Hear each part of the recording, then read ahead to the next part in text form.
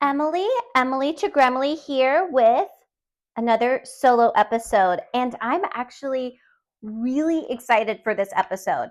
I'm excited for all the episodes I do, but this one, I had a lot of fun prepping this episode. This is going to be our ghost and spooky story episode. So I've been building it up for several weeks. I had put it out there that there was a listener named Sarah who really loved the true crime episode, and she said she wanted to do another true crime episode and possibly a ghost and or spooky story episode. So originally I was just going to compile all the submissions into one episode, but I decided to split it up into two because it just seemed like it was going to be too long of an episode if I combined it, and I felt like I just needed each one of them to like shine on their own. So this week will be ghost and spooky stories. Next week will be true crime, and that one is shaping up to be a great episode as well. Real quick, I have for my episode drink this week, I honestly kind of made it up, but it's a strawberry orange mocktail. So it's just, I muddled some strawberries, which reminder to myself, I need to buy a muddler because I was using the back of a wooden spoon to smush the strawberries.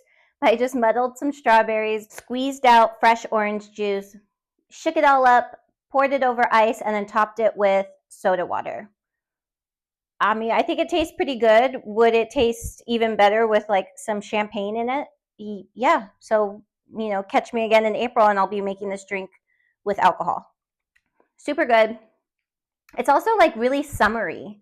Like we're in the dead of winter right now and I made like a summery cocktail. I don't know, maybe I'm like craving the sun because it's been so dark and so gloomy. I don't know, I guess I'm just trying to bring myself some sunshine. So before we get started, I had a couple of gremlin questions that pertained to this episode. So I'm going to go ahead and answer them. The first one actually came from the inspiration for this episode, Sarah, the girl who wrote in and said she wanted another episode like this. So Sarah says, "Thank you so much for taking my suggestion. I'm so excited to be able to contribute a little part of it. I actually found your podcast through the true crime episode you did titled, 'Do We All Work with Murderers?' Now you've become a weekly listen along with other podcasts such as My Favorite Murder, also called MFM, and Morbid. Since you are dedicating an entire episode to ghost submissions, I'm wondering if you believe in ghosts or other dimensions such as that. Signed, Sarah." Okay, so yes, I do. Number one, I just feel like this can't be all that there is. It's kind of in the same vein as I feel about like aliens. Like, I think it's like super dense to think that we're the only beings within our, even just like the galaxy, but the whole universe. It's just like there's got to be so much more out there other than what we are currently living right now. I don't know. I feel like that's kind of like some Matrix shit too. But yeah, I believe in ghosts. I had said this already. I had my own ghost story that I was going to talk about. And I swear to God, when it happened, it made me feel crazy. It didn't help that the people I was around were like rude. But it was, so this is my ghost story. So I was working at this club as a cocktail waitress, and it was like kind of a slow night. It wasn't like a super big, like packed night. And the end of the night came. It was just myself and another waitress that were left. I was at the bar doing the cash register and just like kind of getting all the paperwork together to turn into the manager. She was on the floor collecting, any little lights we had, if there was extra glassware. Like it was just kind of like doing a sweep of the floor. In order to enter the bar that I was in, there was only one entrance. The other side had a wall with like a display case of everything we offered. So there's just one entrance to the bar. The bar is behind me. I'm facing this way towards the cash register, filling out my paperwork. And I felt like almost like something brush up against me. And I kind of turned around and there was nothing there. So I just kind of like shrugged it off, I guess. And then I felt it again, but it felt more like a literal squeeze on like my butt slash upper thigh. I flipped around so quick. There was no one behind me. There's no way anyone could have walked into the bar without me seeing them. The other waitress was on the floor, like on the other side of the whole club, collecting, gathering stuff on her tray. And I was like, what the fuck was that? I got so freaked out. I went into the main office and told the manager, and I think there was one of the security guards were sitting there, like they were just like chit-chatting about the night. And I go in and tell them, and they totally thought I was crazy. They were like, no, there's nothing. No, that didn't happen to you. I got so annoyed. And then they were like, have you been drinking? And mind you, this was before my party days. So, like, so rude of you. No, I had not been drinking, but that kind of experience made me want to drink. Anyway, they were thinking I was like a Looney Tune. I wasn't. So I go back to the bar and I tell the other waitress, and she's like, oh, yeah, there's totally ghosts here.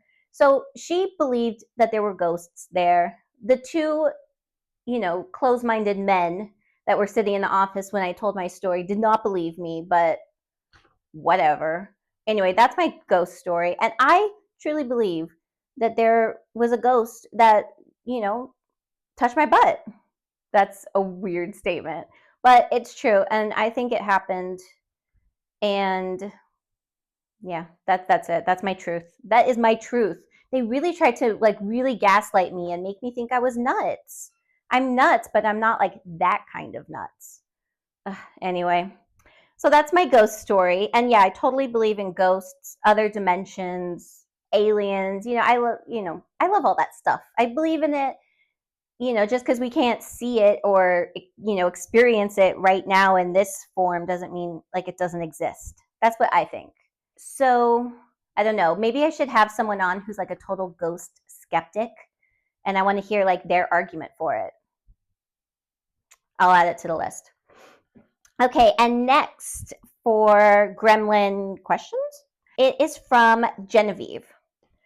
Genevieve says, have you ever been to New Orleans? I grew up there and have grown up with the stories my entire life. My favorite one was about Jacques Saint Germain, who lived in the French Quarter in the early 1900s, who was said to be a vampire.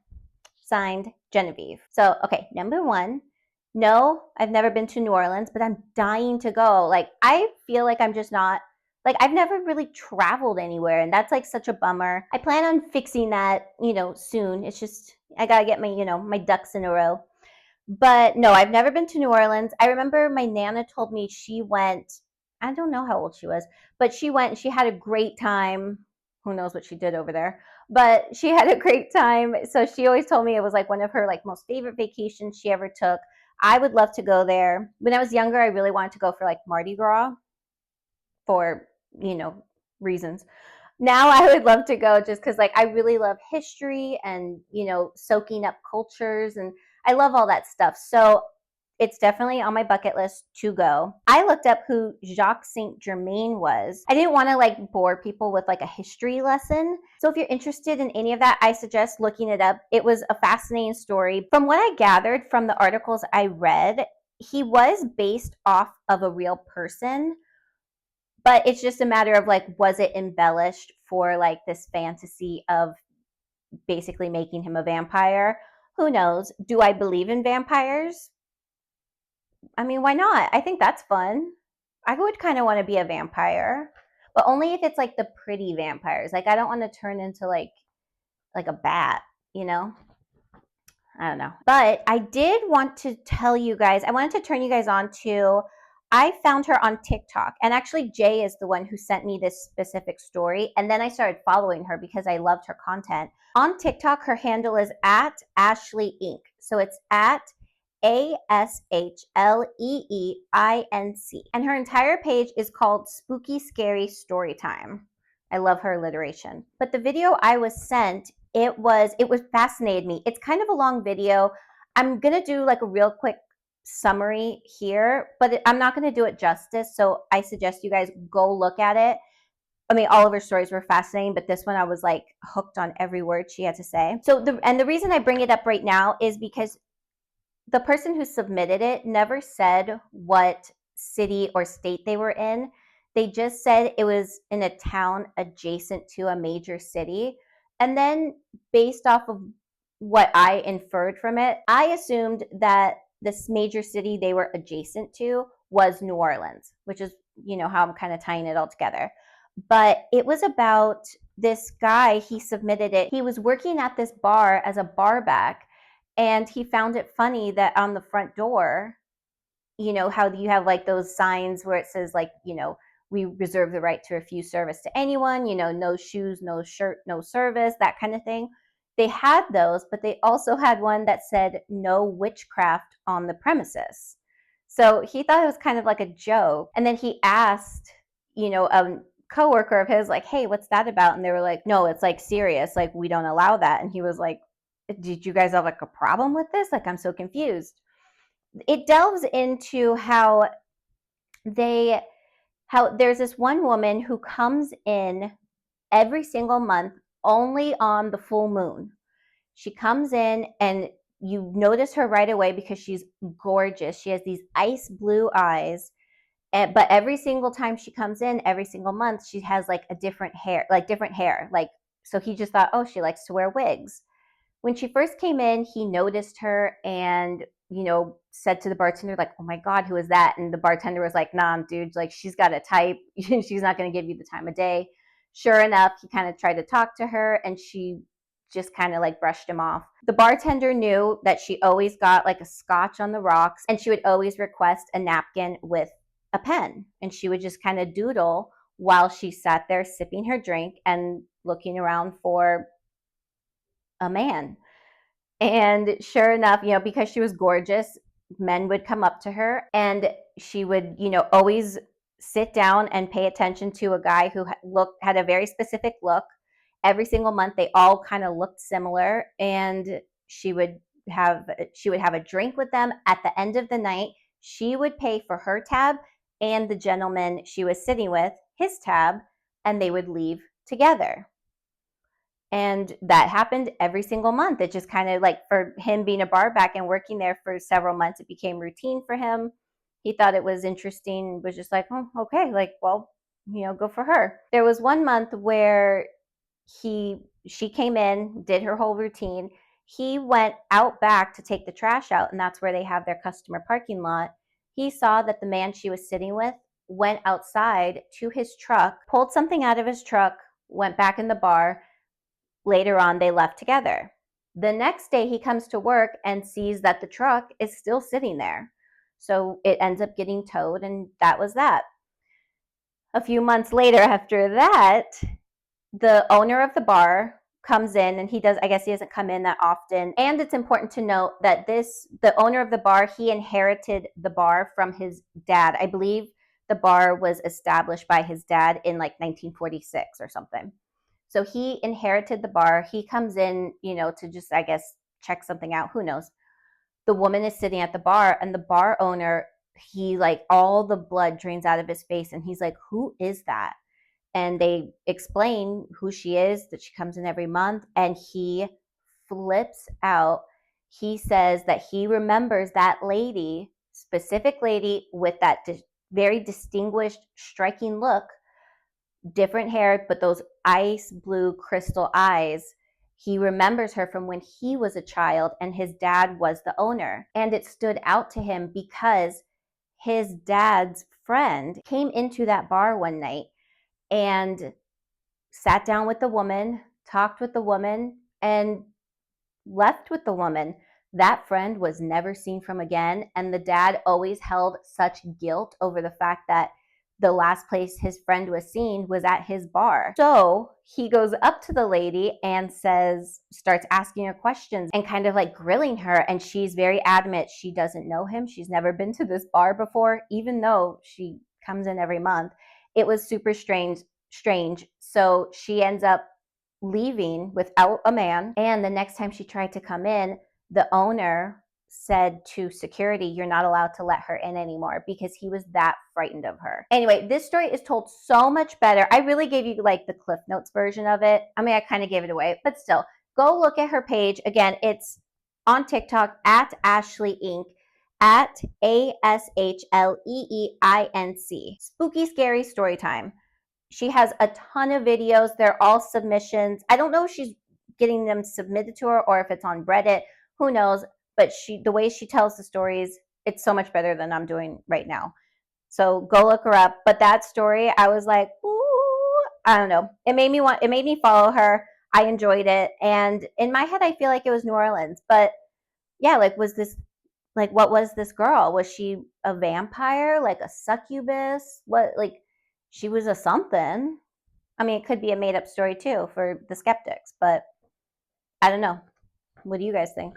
Okay, guys, so we are going to get started on our ghost and spooky submissions. This is actually like the longest outline I've ever had for an episode. I have 3 pages here. I know I asked for this, but reading these when I was home alone and it was getting dark out, it gave me a fright. I will tell you that. A few of these were like a little bone chilling. Also, I reject all negative energy coming from this. I reject it for you guys as well. These are just stories, but I don't need any energy, bad juju that's attached to this. All right. And the first submission is from Selena. Selena says, "Hello. I think I might be on the older side of your listenership, but I very much enjoy your podcast and am able to live vicariously through your gremlin stories. I have a story from way back before you were even born. In 1985, my first husband, now ex, and I traveled to Katy, Texas to help clean out his grandparents' home when they both had passed. It was a rather large house, so myself and my ex, his 2 brothers with their wives, and his mom and dad were all staying in the same house, and we had planned to be there for about a week or so to get all the affairs in order. Halfway through the week, we have packed up a decent amount of the house and decided to turn in early. I woke up at around 3 a.m. with a strange feeling. It's completely dark, with the only source of light coming from the moon peering through the undraped window. I sit up in bed and my gaze is pulled into the corner of the room. There I see the silhouette of a large man, just a shadow and no distinguishable features. I was frozen until the shadow begins to run full force towards me. I screamed the loudest I possibly could and began cowering in the corner. My husband jumped up and everyone came running into our room. I explained what happened and what I saw, and everyone just assumed I had a nightmare. I even began to think it must have been a dream. I wasn't able to sleep for the rest of the night, and the following afternoon, I felt so uncomfortable in the house that I asked my husband if we could stay elsewhere for the remainder of the trip. That's when I think the family started to believe my story because they were shocked I did not want to stay in the house any longer. The house was later sold, and I have never had an experience like that since. I am curious to find out what it was, but in the same breath, I hope to never know. Signed, Selena." Ooh, good. Yeah. Also, you woke up at 3 a.m. That's like the witching hour. I think that's when they say that like the veil between us and them like is the thinnest, right? That's what they say, right? Am I making that up? I don't think I'm making that up. I need to just, be confident in what I say. But yeah, that I wonder what it was. And I mean, obviously, and I mean, if nobody else saw it, or like maybe like were there stories before of like hauntings in the house? It doesn't seem like anyone knew that there were. Otherwise, they'd be a little more receptive to what happened and believe you. But yeah, I'm agreeing with you, and I would be curious to know what it was. But I mean, yeah, I don't need to find out. Honestly, okay, this is the one I read and I realized how that it was like 7 o'clock at night, so it was dark as hell, home alone, and I was like looking around like, ah, crap. So I had to turn the TV on, and I put like The Office on in the background while I was on my computer because it gave me the heebie-jeebies. I got like nervous, and then I used to be afraid of the dark when I was a kid, and I mean, I obviously grew out of it. I mean, I've lived alone before. But I don't know. And then I started to get weirded out by the shadows, and I was sitting in my living room. So you can see like the hallway that leads to the bedrooms from there. So I just went and turned the hall light on because I got a little nervous. All right. Thank you for that submission, Selena. And just know you scared the crap out of me. All right. And the next submission is from Natasha. Natasha says, have you ever had an experience where you knew someone died before you were told? I have. And I don't want to claim I'm a psychic because I in no way think I am. But this happened to me back in high school in 2008. It was my sophomore year and I had just gotten home from school. When I walked through my front door, I was overcome by the smell of jasmine, the scent of my grandmother's signature perfume. I peeked around the house and found my dad in his office. I asked him if Grandma was here and he said no, extremely confused. About 30 minutes later, my mom came home early in tears, saying she had just gotten a call from her sister and their mom had just unexpectedly passed. I truly believe my grandma was coming to say a final goodbye and make sure I got into the house safely. Now, anytime I smell jasmine, I think of her, and I'd like to think it's just her checking in on us. Signed, Natasha. That's, yeah, probably. I mean, to be over, like, I don't know. I can associate, like, I associate smells with, like, certain people. Like, I can still smell, like, my Nana's perfume. She always wore, what was it? Oh, man, it's going to bug me now. I can picture the bottle. I don't know what it's called, though, but it, like, almost looks like a little tree, I think. I'm gonna have to do some Googling. But yeah, like if I smelled that smell, I would immediately be like, oh, she's here. Okay, so have I ever experienced knowing that someone died before I was told? I personally haven't. I can say I was trying to think about this when like I read this. I don't remember if it was the night that my nana passed or maybe the next night. It was within like the first like 2 days, let's say. Three, I feel like is stretching it. I'm gonna say the first night or the next night. But I had a dream and it seemed so real that I felt like she had come to me in my dream. She was scolding me in my dream, which made sense. But I don't know, I just kind of felt like she was like checking in or, you know, coming to tell me, hey, get your shit together almost.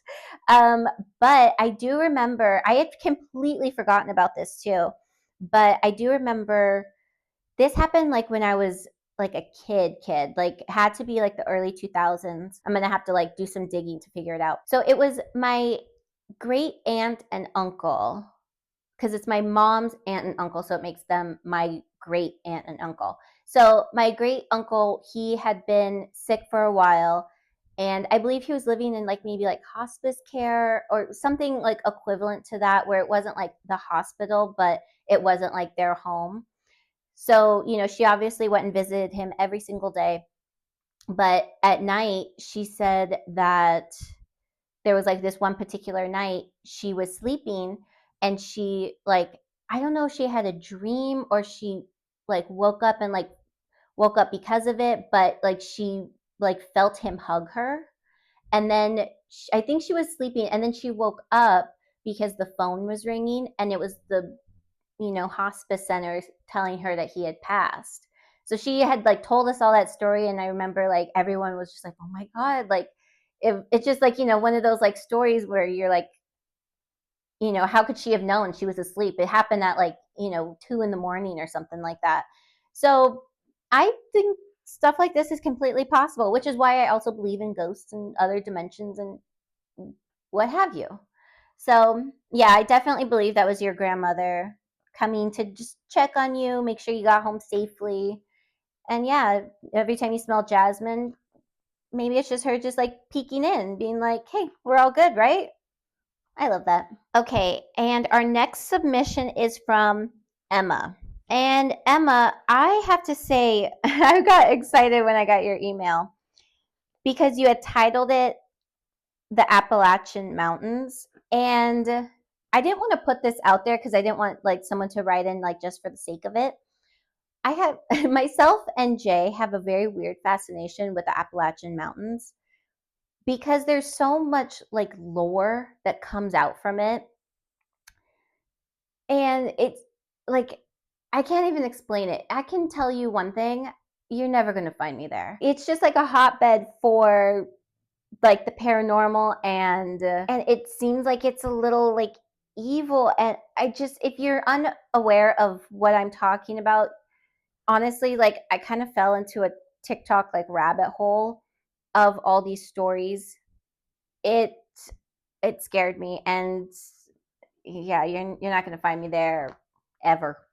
I think we're good. I'm going to tell you this story, and then I'll tell you what I think it happened, and it's creepy.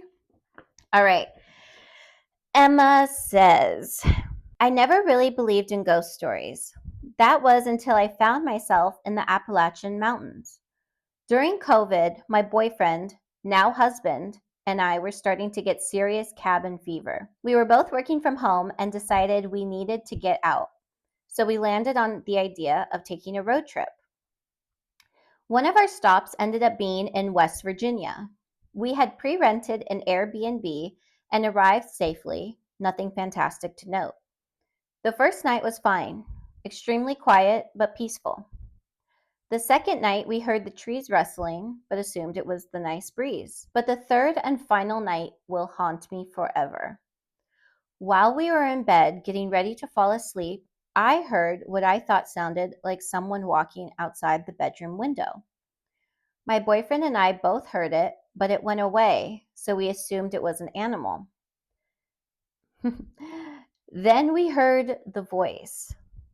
Matthew, come out here. We shot up out of bed. The voice was his mother who had passed away a year and a half earlier. I think we both thought we must have misheard it, but we heard the exact same thing. Then the voice called out again, Matthew, come out here. This time more playful and taunting. When I tell you I have never in my life felt fear like this, I was cold and shaking and immediately began to sweat. One more time, the voice called out, Matthew, come out here. But this time it was mad and annoyed at being ignored. We turned on we turned on the TV and blared the volume and didn't sleep at all. As soon as the sun was out, we packed up and drove the hell out of there. I didn't know all the lore of the Appalachian Mountains before we went, and I'm absolutely fascinated by it and a true believer. My husband doesn't like to talk about this ever, but I told him I was writing this in, and he said, quote, yeah, warn people to never go there. All my best, Emma. Okay. I don't want to like shame you. How do you not do research on the place you are going to? Even if I'm going to like a place like an hour away, I still look up the area, not because I'm looking for hauntings, but just to, make sure, I'm going to be safe. Okay, what I think it is from, my extensive TikTok research is I've heard of these things they're called mimics. And they're so creepy. You know what? I never do this for solo episodes. I'm going to do a highlight reel on my Instagram page. So if you don't catch it the day I post it, you'll catch it. It'll be in the highlight reel. It'll be episode 36. So they're called mimics because they mimic of either a voice of you, of somebody you know, whether they're living or deceased. There was one video I saw, and it's TikTok. You got to kind of take it with a grain of salt. It could be true, it could be untrue. I don't know. All I know is it's fucking creepy. And oh god, I just got like chills.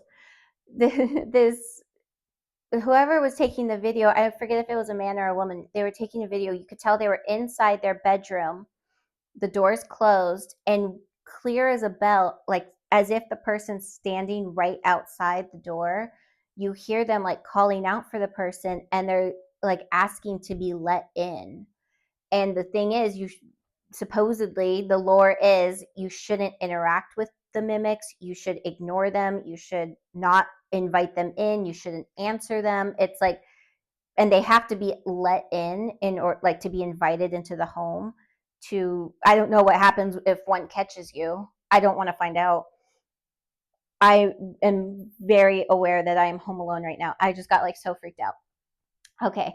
Um but yeah, I don't know what happens if you answer them or they catch you. I don't know. You can do your own research to figure out what happens. I don't think I want to research it. Or maybe I'll look it up when I'm not here alone. Because I totally freaked myself out right now.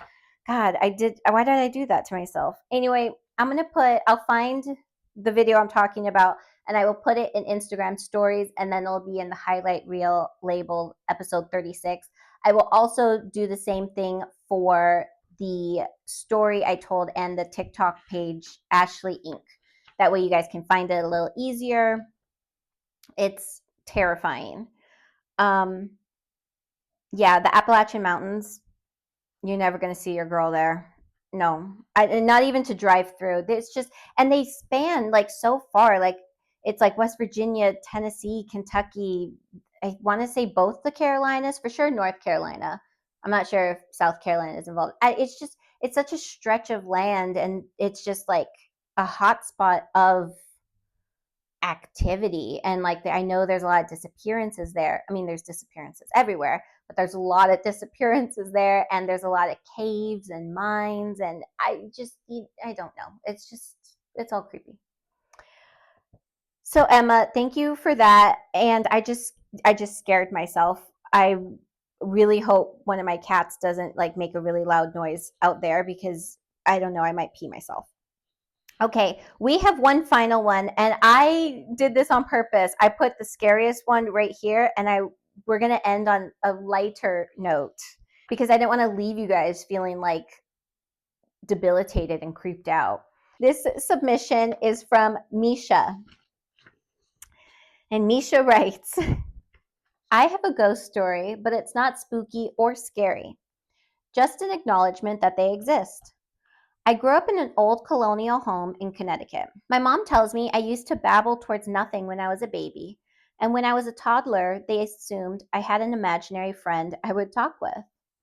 As a teenager, I remember I used to go to sleep with my window open on summer nights and would always wake up to the window closing. It never slammed shut, just gradually closed as if being pulled down. Little things would happen here and there. Sometimes, if I was looking for something, it would turn up randomly on my bed. Doors would open and close, that kind of thing. The whole family kind of came to the conclusion that we had a friend who used to live in the house at some point during its past and decided to hang around and keep us company sometimes. I recently went back home for Thanksgiving with my husband and my 8-month-old daughter. And while she was sitting in her pack and play, I noticed her smiling and clapping towards an empty corner. I think it was our friendly ghost welcoming the new addition to the family. Signed, Misha." Okay, that's the ghost story I like. I don't want to say it's like a Casper, but it's like, you're probably right. It's probably someone who used to live in the house. It's a colonial house, so it has hundreds of years of history. But it's probably just someone, I'd like to think it's like a lady who used to live in the house at some point in its history. And yeah, maybe she just passed. It seems like she passed peacefully in the house, or at least on the land, maybe not in the house, but she just kind of hangs around. She helps you find things. It seems like she always likes the window to be down. She doesn't like a breeze. And she just interacts with small children. I think that's what it is. I think it's just a very friendly spirit who maybe is just making sure the house is being well taken care of and the occupants of the house are safe and happy. That's the way we're going to end this episode because I don't want to end with Appalachian Mountains. We're not doing that. All right, guys. So that is our episode. I did have more submissions for the ghost and spooky story. I decided I'm going to kind of split these up into a few different episodes. I didn't want to just like throw out all these submissions. I'm sure I'm going to get more submissions after this is filmed and after it airs. So I am going to be doing another one in the future. I already have your submissions saved and they're put into a special little folder. So they are saved and they will be read on a future episode featuring ghost and spooky stories. And next week is going to be the true crime episode. Like I said, I've already been working on it. It's gonna be a good one. It's gonna be creepy as well. So it's dark right now too. Let's see. It is 7:17 right now. I will do my best to film that during the daytime so I am not so creeped out. If you would like to follow myself and the podcast, you can do so on Instagram and TikTok, Emily to Gremily Pod on both. If you'd like to watch this episode and almost all the past episodes, you may do so on YouTube, Emily to Gremily Pod on YouTube. And today we didn't do gremlin stories, gremlin guidance, gremlin gossip. It was just dedicated to the spookies. Same with next week. It's going to be dedicated to true crime. But we will get back to our regularly scheduled programming the week after that. So if you have your own gremlin story, you need gremlin guidance, or you have a juicy piece of gremlin gossip that you want to submit and have read on a future episode, you may do so. You can email me at emilytogremilypod@gmail.com. Also, you can message or DM me on social media, Emily to Gremily Pod on Instagram and TikTok. And I'm still gathering stories for the true crime episode. It hasn't been filmed yet. It's not locked down yet. So if you have any last minute stories you want to submit, make sure to email those in. If by chance you don't make it in before I film, no worries. Like I said, we're going to be doing multiple episodes on these topics. And yeah, make sure to like, follow, share, subscribe, rate 5 stars, do all the things. That's our episode, guys. Hopefully it wasn't too creepy. I really enjoyed it. I'm excited to do next week's episode. And let's cheers out with our mocktail. Cheers to you, cheers to me, and cheers to the friendly ghosts. And cheers to keeping away the scary ghosts. All right, cheers, guys. Bye.